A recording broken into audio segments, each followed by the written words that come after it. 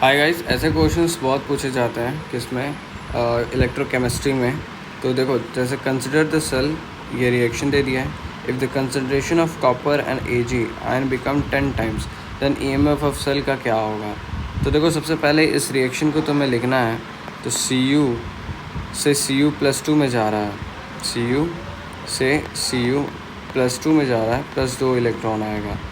और उसके बाद क्या हो रहा है कि Ag प्लस 1 इलेक्ट्रॉन लेके Ag में कन्वर्ट हो रहा है। अब इसको 2 से मल्टीप्लाई कर दो, 2 2 सेकेंड 2 इलेक्ट्रॉन एंड 2। अब इसको जब तुम ऐड करोगे तो इलेक्ट्रॉन कैंसिल हो जाएंगे। 2Ag plus Cu lead to Cu+2 plus 2Ag। भाई साहब, हमें सबसे पहले इसकी Q की वैल्यू लेनी है। Q जो होगा वो concentration of product Cu+2 upon concentration of reactant Ag+2 plus का, अब यहाँ पे 2 है तो होल स्क्वायर आ जाएगा। अब इनको 10-10 गुना बढ़ा दिया गया है, नहीं, consider if the concentration of ion become 10 time, हाँ 10-10 गुना बढ़ा दिया गया है।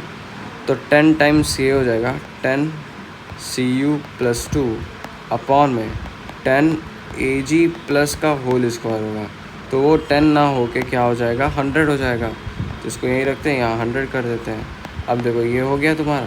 अब Q की वैल्यू क्या आ जाएगी, मान लो ये सब कैंसिल हो जाएंगे सेम, तो Q की वैल्यू आ जाएगी 1/10 तुम्हारी। ठीक है, 1/10 आ जाएगी तुम्हारी। अब बोला जा रहा है कि क्या होगा बताओ। तो तुम्हें पता है,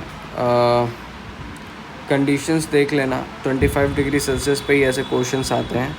तो इसका एक क्वेश्चन यही होगा कुछ कि E of the cell is equals to E0 of the cell, नॉट इक्वेशन लगा रहे, नॉट इक्वेशन, माइनस ऑफ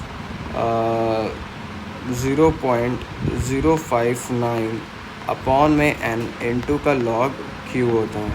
अच्छा, log Q की वैल्यू आ चुकी है, वैल्यू रखोगे। हमने इससे मतलब नहीं है, ये तो कांस्टेंट ही है, इसको छोड़ दो।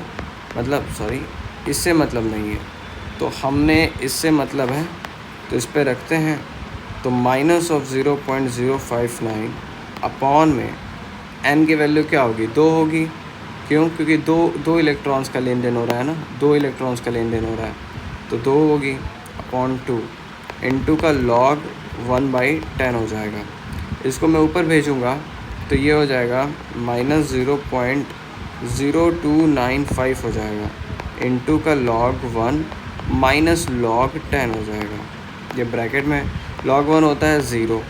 अच्छा, ये बताओ, -0.0295 और इंटू का माइनस ऑफ log 10 होता है 1, लेकिन माइनस तो है इसके साथ, तो ये भी माइनस और ये भी माइनस, प्लस बन जाएंगे।